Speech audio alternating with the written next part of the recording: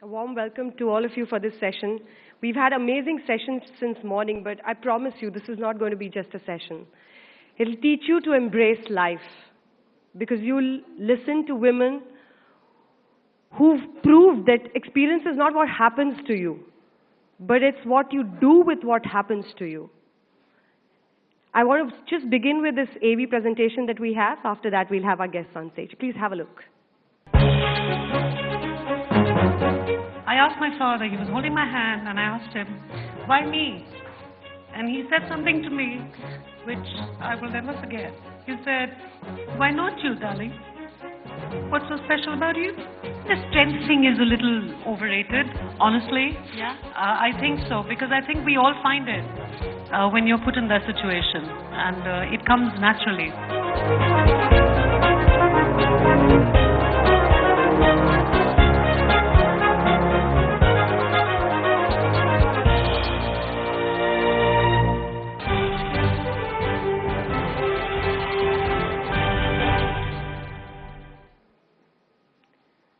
Okay, I'll give you a very brief introduction into their lives because as we talk to them, we'll realize what they've achieved in life. From being a terrorist to adopting 80 girls, taking care of their lives, giving them good schooling, education, and a very good social life. That's Bibi Sandeep Kaur for you. A big round of applause for Bibi Sandeep Kaur. Please आइए stage पर. My next guest, she spent roughly 22 years in the television industry. But how difficult is it when your baby, Saira, is 9 months old and you're detected with breast cancer? That must have been a fight, but she conquered the battle.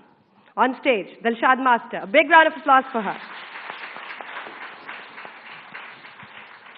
She cleared the UPSC exams, my next guest, in 2010. But she was denied a posting in the Indian Revenue Services because they said that we don't have a certain physical disability ground that suits your kind. And then she decided to take the UPSC exams again. And in the general category, ladies and gentlemen, she defeated the entire lot. She topped the UPSC exams in 2014. Please welcome on stage, Ira Sehgal.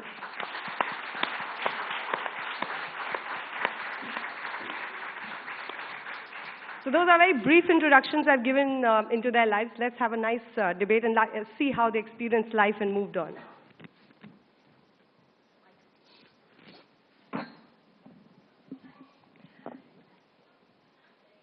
I want to begin with you, Dilshad. I was talking to her last time in such a conclave, and she said, beyond a point, your body just gives up the battle, and your mind takes over. What was that point? When it was first detected, what crossed your mind? You already made me cry when you showed that video. So actually, it was all very confusing because I was sitting in the hospital. I had the reports on my lap. It was all gobbledygook. I understood not a word.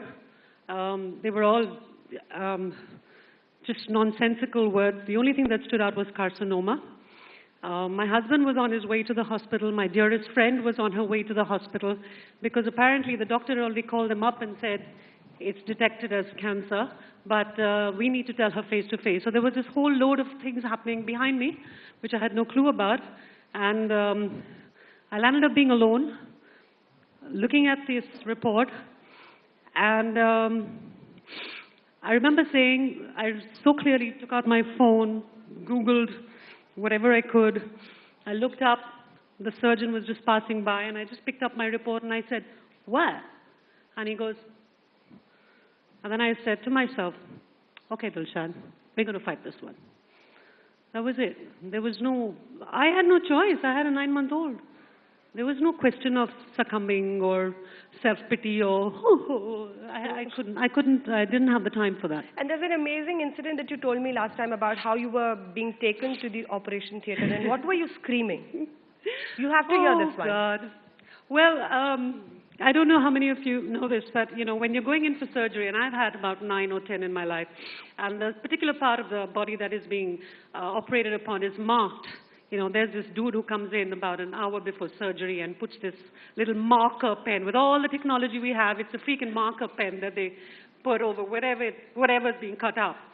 So here comes in this guy, and he marks my right breast with this marker pen and an arrow. So I was like, oh, that's pretty cool, you know. I've had it on my eyes, I've had it on my leg, I've had it on my hands, now it's on my breast. And then you can't walk to the operation theater, though you're absolutely fit. You have to be trolleyed in on this bed. And so while I was going through this cavernous, huge Tata Memorial Hospital basement surgical floor, I kept screaming, "It's my right boobie! It's my right boobie!" And because I knew, I was just so scared that they would go and operate on the wrong one. And then the doctor, she's the anesthetist, comes in, and I said, "It's my right boobie." And she says, "Yes, darling, I heard. I think everybody heard you. Will you just chill?" So and then I know that I went to sleep screaming, "It's my right boobie! It's my right boobie!" I think that's what you're talking about. Yeah. Ira, I want to come to you. What was that point in life when you, or was it somebody's reaction or a comment from somebody that really made you decide that no, if they will not accept me in the IRS, then I have to just make it. I have to reply to them with some might that they don't even know of. To be honest, I think in our society, all girls kind of get told at different points that you can't really do something. In my case, it wasn't really ever someone directly saying it as much, but yes, there was one instance when someone said, I don't think they'll ever take you in IAS. And I said, well, they're actually saying that in medical, I'm only fit for IAS. But I still got the reaction, no, I don't think they'll take you. You don't look like you can be there. So, you can't do so many things. So they should totally not take you. And they will not. And I thought, no, let me try. Why should I listen to someone's opinion? Let me just get there first. So, but yeah, at all points, all girls somewhere or the other have been told you can't do something. So that gave you the strength to fight. Sandeep ji, आपके पास मैं आना चाहती हूँ. 80 बच्चियों को आपने इस वक्त आप पाल रही हैं और उन सबको अच्छी जिंदगी दे रही हैं, खूबसूरत जिंदगी दे रही हैं. लेकिन आपके बारे में बहुत कम लोग जानते हैं. मैं चाहती हूँ कि आप अपने बारे में बताएं कि कैसी आपकी जिंदगी का पूरा सफर रहा है, क्योंकि आपने आतंकवाद को एक वक्त पर अपनाया. उसके बाद आपने कहा कि आप सिस्टम के खिलाफ लड़ रही थी और वहां से बदलकर आपने 80 बच्चियों को अब अपनाया है, उनको खूबसूरत जिंदगी दे रही हैं. क्या हुआ ऐसा संदीप कौर की जिंदगी में? सबसे पहले मैं इंडिया टुडे ग्रुप का धन्यवाद करना चाहती हूँ, जिन्होंने मेरे को इतने सारे लोगों से इंट्रोड्यूस करवाया है. बहुत बहुत धन्यवाद है इंडिया टुडे ग्रुप का. मैं जब 12 साल की थी तभी मौके की हुकूमत ने हमारा जो दरबार साहब है, श्री अकाल तख्त साहब है, उसके ऊपर एक हमला किया. बहुत से बेगुनाह लोग जो उधर श्रद्धालु आए थे उनको मार डाला. कोई ऐसी अनाउंसमेंट नहीं की कि जो लोग जाना चाहते हैं वो जा सकते हैं. बहुत कुछ हुआ. इसने मेरे को बहुत, मेरी आत्मा को झंझोड़ डाला. उसके बाद 84 में इंदिरा गांधी को कुछ सिखों ने मार डाला. 3 दिन इसी दिल्ली में हमारे सिख भाइयों को मारा गया. उनकी लाशें कुत्ते खाते रहे, डॉग लोग खाते रहे. जो लेडीज थी वो घरों में अपनी आंखों से अपने नौजवान लड़कों की लाशें देख रही हैं, कुत्ते उठाकर ले जा रहे हैं. लेकिन वो बोलती है हम लोग बेबस थे. छोटे छोटे बच्चे और लेडीज वही घरों में रह गई. जो भी आदमी थे, नौजवान थे, सभी को निकाल कर मार डाला. अभी भी आप लोग तिलक विहार कॉलोनी है, जिसको विडो कॉलोनी कहते हैं, वहां जाकर कभी देखें जिंदगी कैसी है. जब ये घटना वापरी तो मेरा एकदम आत्मा हिल गई कि ऐसा क्यों हो रहा है, हमारे साथ ऐसा क्यों हुआ, हमारी कम्युनिटी के साथ ऐसा क्यों हुआ. इसका मेरे को जवाब चाहिए था. चलते चलते ऐसे ही 89 में मेरी शादी सरदार धर्म सिंह काश्तीवाल से हो गई, जो मेरा खुद का डिसीजन था. वो बब्बर खालसा में थे, एक खाड़कू थे, एक सिस्टम के खिलाफ लड़ रहे थे, मैं भी उस सिस्टम के खिलाफ लड़ना चाहती थी। ऐसे ही मैं 3.5 साल अंडरग्राउंड रही और एक दिन मेरे को पुलिस ने अमृतसर से अरेस्ट कर लिया और फिर एक और सिलसिला शुरू हुआ। मेरे ऊपर 22 केस डाले गए और टोटल फेक केस, टोटल झूठे केस। मैंने किसी को मारा थोड़ी था, मैं तो इंसाफ लेने घर से निकली थी।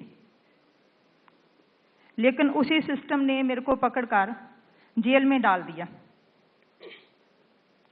4 साल में जेल में रही और उसके बाद मेरा बेटा था एक। 2 साल के बाद एक दिन मैं कोर्ट के लिए मेरे को लेकर जा रही थी पुलिस, और गेट के ऊपर मेरी मदर मेरी मुलाकात के लिए आए।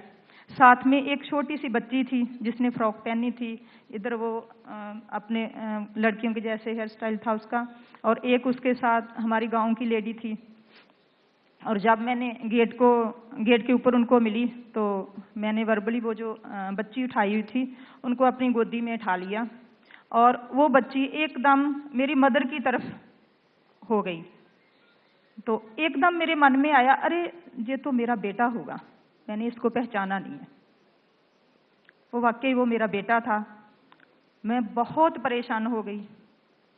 उसके बाद पटियाला में मेरी जहाँ कोर्ट डेट थी वहाँ मेरे मदर गए, वो अलग बस पे गए, मैं पुलिस की गाड़ी में गई और पूरे रास्ते में मैं रोती चली गई।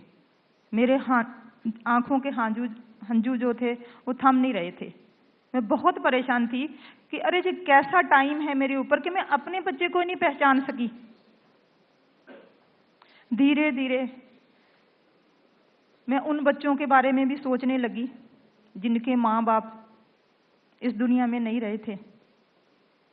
फिर मैंने फैसला किया कि वो ऐसा दौर था कि जेल से भी निकालकर बहुत सारे सिख नौजवानों को पुलिस ले जाती थी थानों में, और अगले दिन न्यूज में आता था कि इनको ले जाया जा रहा था, वो भाग गए, पीछे से पुलिस ने गोली चलाई और वो खत्म हो गए। मेरे को भी थाने में लेकर जाते थे, कई कई दिन रखते थे, पूछताछ करते थे, आप लोग उन लोगों के बारे में बताएं जिनके घरों में आप लोग छुपते थे। मैं नहीं बताती थी क्योंकि मेरे को मालूम था कि अगर मैं किसी का भी नाम लेऊंगी और उस घर में जो भी नौजवान होंगे उसको पुलिस उठाकर ले जाएगी और झूठे इनकाउंटर में खत्म कर देगी। मैंने नहीं बताया पुलिस को। ऐसे ही मेरे ऊपर और केस डालते। जब 15 दिन 20 दिन के बाद फिर मेरे को जेल में छोड़कर आते, और जो जेल में लेडीज होती थी वो बोलती, हमने तो सोच लिया था, हम तो डेली न्यूज़पेपर देखते थे कि किसी दिन आपकी भी खबर आ जाएगी कि आपको भी झूठे इनकाउंटर में मार डाला है, लेकिन वो दिन नहीं आया। फिर मैंने सोचा कि अगर जिंदगी रहती है तो मैं उन बच्चों के लिए ही जिंदगी जीऊंगी। मैंने हजारों बच्चों को पढ़ाया है। 96 में मेरी जमानत हुई और तभी से मैं एक दिन भी घर में नहीं रही। धीरे धीरे थोड़े बच्चों से मैंने 14-15 बच्चों से मैंने स्टार्टिंग की। धीरे धीरे मैं अभी हजारों बच्चों को पढ़ा चुकी हूँ। काफ़ी सारी बच्चियाँ लॉ कर रही हैं, BSc नर्सिंग, जनरल नर्सिंग, जो भी वो पढ़ाई करना चाहती है। हमारे समाज में बहुत सारे अच्छे लोग भी हैं जो सपोर्ट करते हैं। उनकी वजह से ही वो मेरा साथ देते हैं, तभी इन बच्चों को मैं पढ़ा रही हूँ। मेरे पास हिंदू लोगों के भी बच्चे हैं, सिखों के भी हैं, सभी धर्मों के बच्चे हैं। वो पढ़ रहे हैं, जहां तक भी वो पढ़ना चाहते हैं वो पढ़ रहे हैं। अभी भी 80 गर्ल्स मेरे पास पढ़ रही हैं और जहां तक भी वो पढ़ना चाहे वो पढ़ रही हैं। आपसे और भी बहुत सवाल है मेरे मन में कि आपने लड़कियों को ही क्यों 80 लड़कियों को अडॉप्ट किया, लेकिन Dilshad, I want to come back to you. You faced a lot of accidents in your life, and that moment that our viewers saw before you came on stage, it is these weak moments that you think of people who are very close to you, and you ask your father, why me? What was going through your mind? Oh, that happened in 1990. I had a bus that hit me head on while I was driving back home. It was a drunk driver. I was taken to a hospital where I was left for about 6 hours because it was a government hospital. Then my parents reached. Those were the days with no mobile phones, no cell phones. Somehow or the other, they got information, they reached. And I know it's really prosaic. And what was going through my mind really was, my mom said, we need to take her to an eye surgeon because apart from everything else being smashed, it was my eyes that was the most injured. And my mom named a doctor. I think she said, Dr. Bajaj, let's just take her to Dr. Bajaj.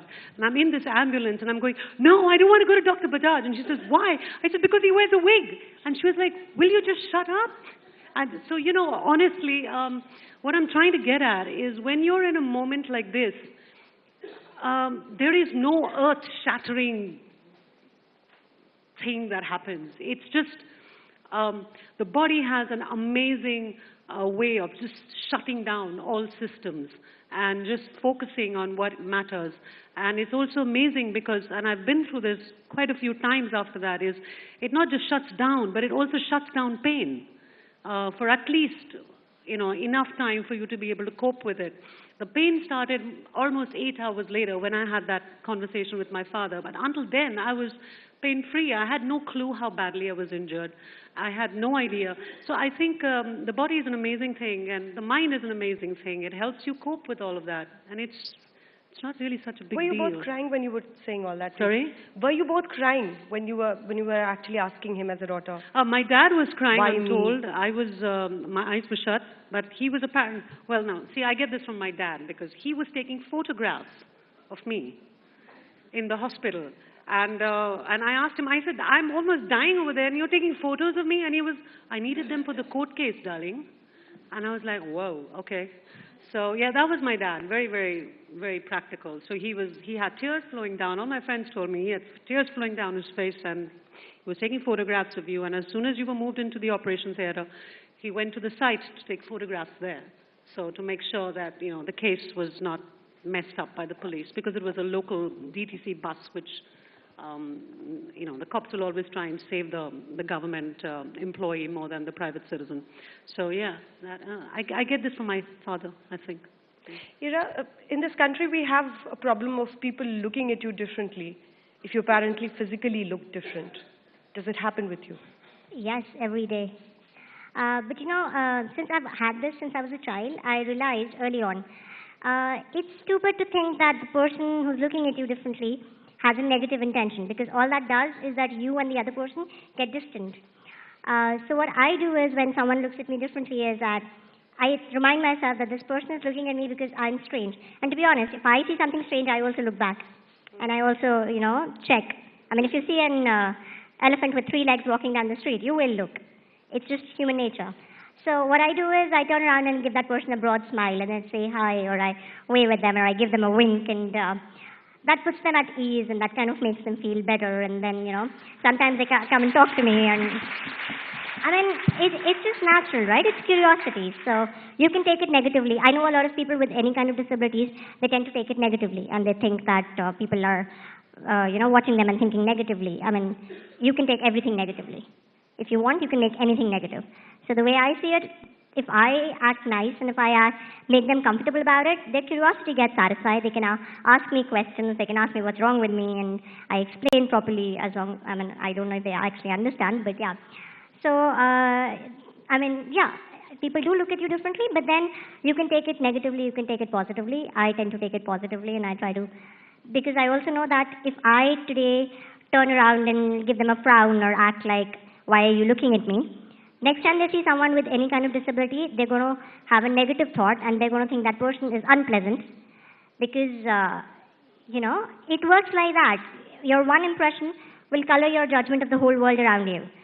So I give them a smile, I look at them positive, make them think you need to treat people with disabilities positively, and you need to look at people just like a part of your society. And I talk to them as normally as possible, so they can get acclimatized to the idea of someone looking different but not really being different.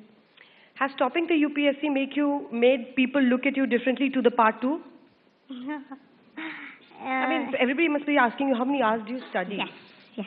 How many hours did you study? So tell us.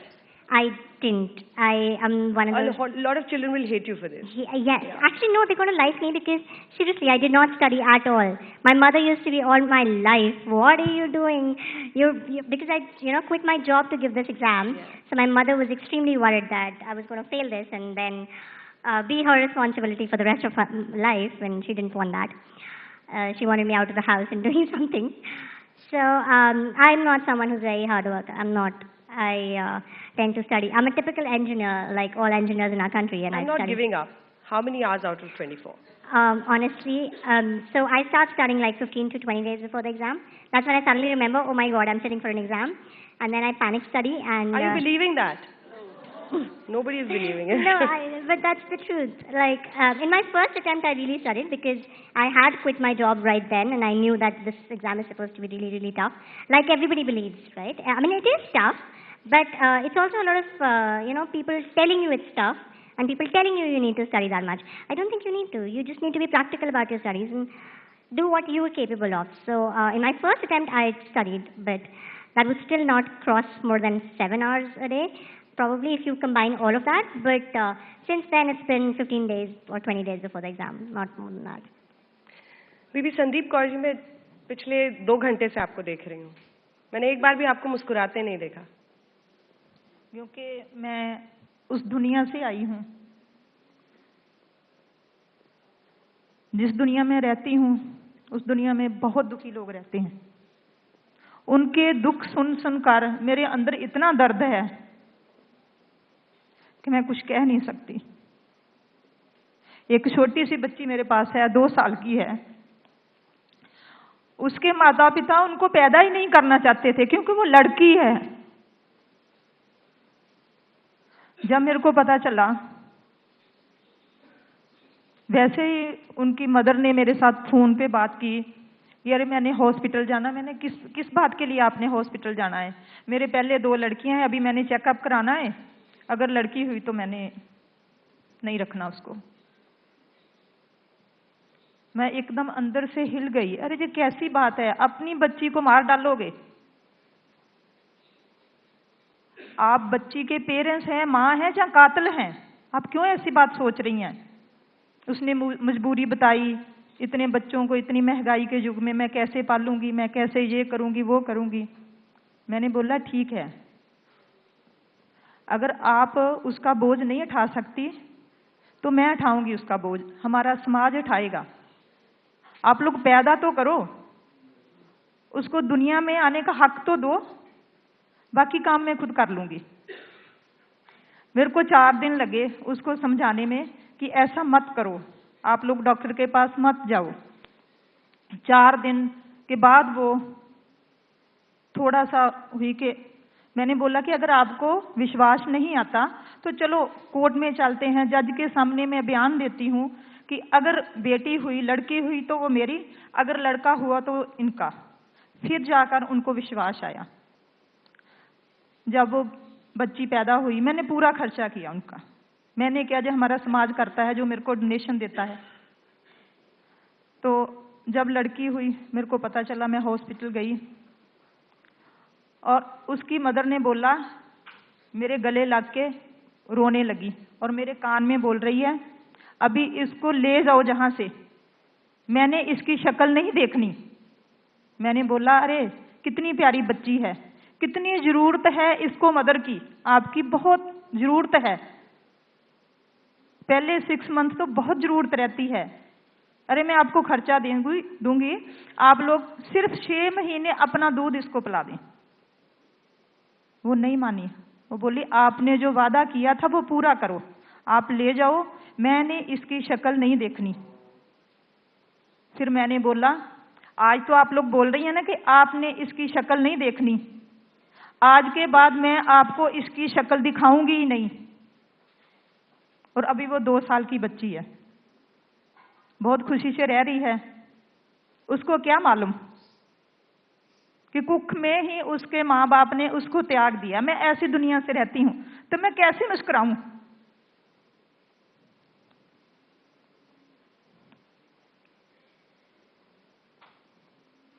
ऐसी बहुत सी बच्चियां हैं.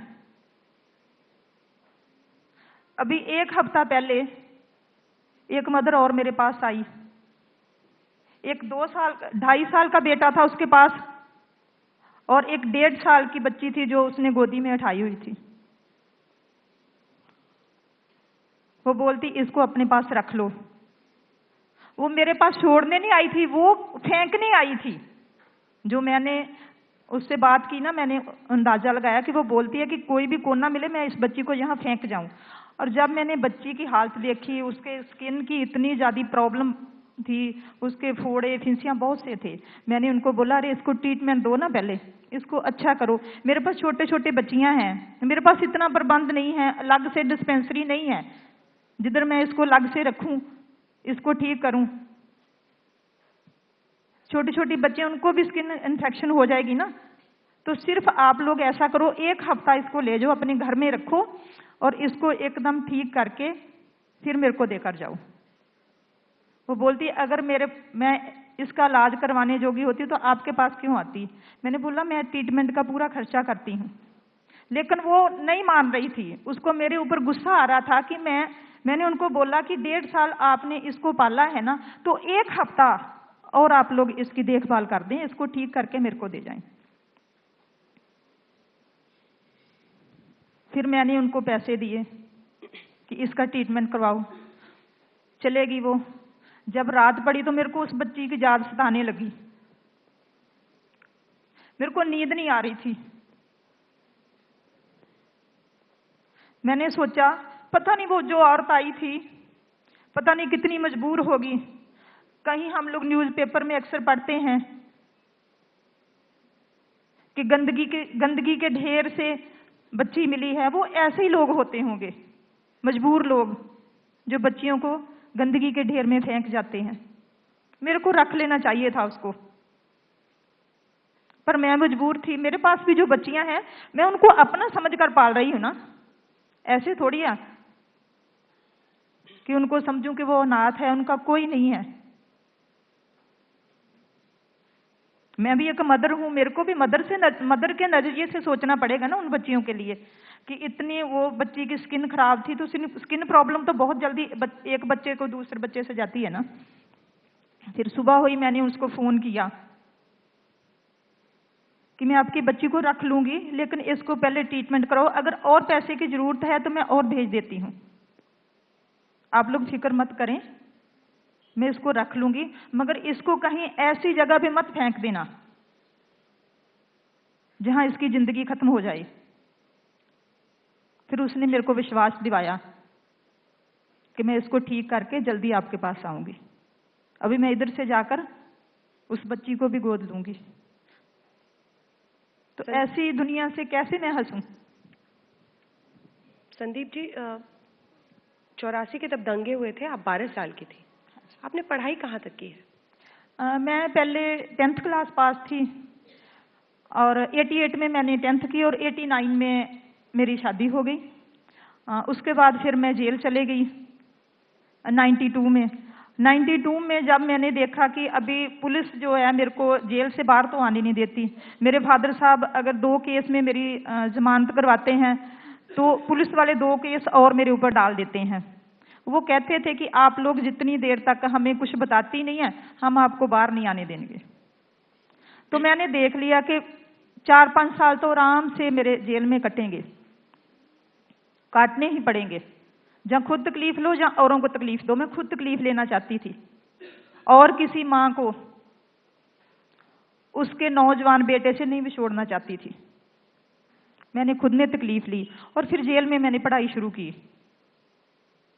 Jail में मैंने ज्ञानी की, जैसे भरवाकर होती है हिंदी में, ऐसे मैंने ज्ञानी की, +2 की, फिर बीए मैंने शुरू की। बीए फर्स्ट ईयर में जेल में करके आई थी और 2 साल सेकंड ईयर और फाइनल मैंने खालसा कॉलेज पटियाला से की। मैं खुद पढ़ती थी, कॉलेज जाती थी, पहले बच्चों को तैयार करके स्कूल भेजती थी और फिर उसके बाद खुद भी कॉलेज जाती थी। मैंने बीए तक पढ़ाई की। जी, और अब बच्चियां पढ़ रही हैं, उनको आप अच्छे स्कूलों में भेज रहे हो. Ira, मैं आपके पास, I want to come to you.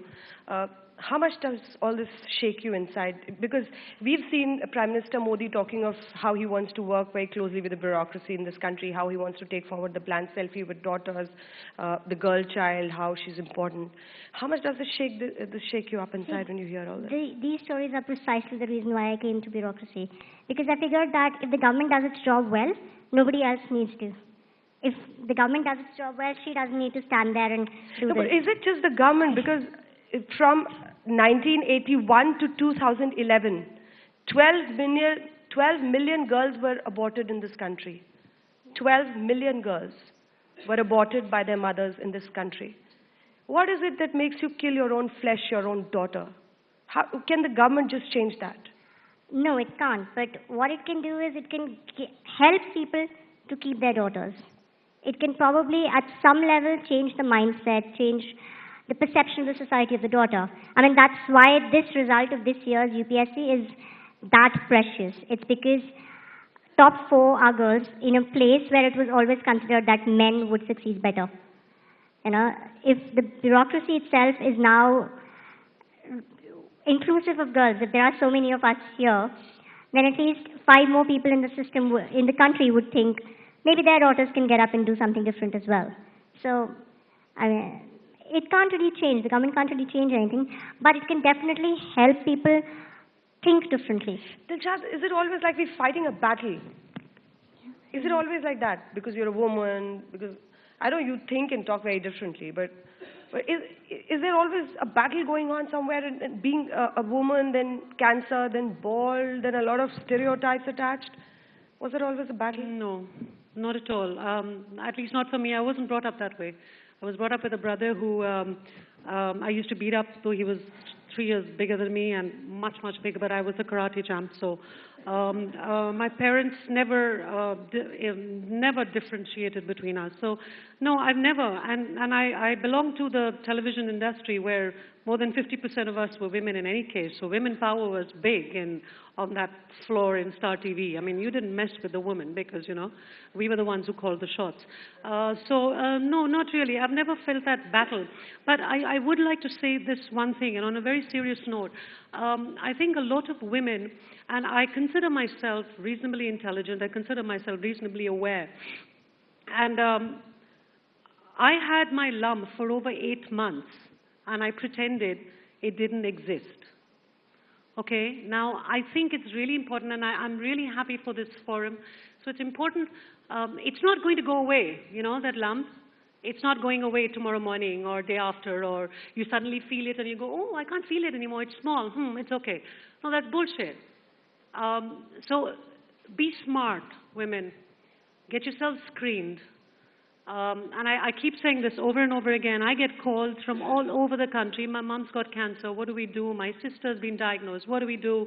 And I keep saying this. If you're 45 and over and have a family history of breast cancer, get yourself screened every year. If you're 45 and over and have no family history of breast cancer, get yourself screened at least once in 2 to 3 years. And if you don't, it's only you is to blame for it. Don't blame anyone else. It's you who has to blame for it. And for those who are below 45, have no family history, but have friends who have family histories of cancer, harangue them, bully them, slap them around, and get them screened. And I'm really, really fortunate. I had a friend. I see her. She's right there. Nomita. She's the first one I told, you know, Nomi, I'm feeling a lump. And she said, oh, there was... all hell broke loose. But next morning, I found myself at the mammogram center, and then, of course, the rest is history. But I'm really grateful for a friend like that. And that's what we need to do. We women need to be friends for the others. So I'm quite the bitch now if I talk to people and they say, oh, you know, my mother was diagnosed with cancer. So my first question is, how old are you? Oh, I'm 48. And I said, so when was your last mammogram? Oh, I've never done one. You know, I want to slap her. I seriously want to slap her because I'm saying you're asking for trouble. And it's really, really, so, you know, if you're a woman, that's only you can help yourself. Honestly, let's be very, very, your husbands are not going to take you for mammograms. Okay? They're not. They don't even understand the concept of family history. It's like my surgeon said to me at Tata Memorial when he saw my, again I say, aware, intelligent woman, he's seeing this list and goes, so my darling, which part of family history did you not understand? Okay, my Masi, my grandmother, my mom's sister, my dad's mother, all of us had breast cancer. And I still didn't get it. So be a good friend, be kind to yourself, and make sure you get yourself screened on a regular basis. That's all. I mean, I keep saying that over and over again. 3 amazing women who make courage sound so simple. A big round of applause for all 3 of you. A lovely session. Thank you.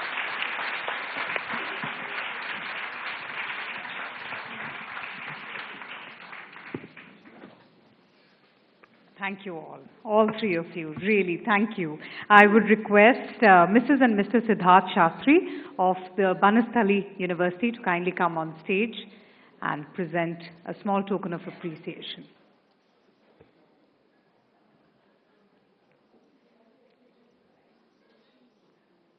The session really has been an eye-opener, truly inspirational. Wishing you all very best for life. A big round of applause, ladies.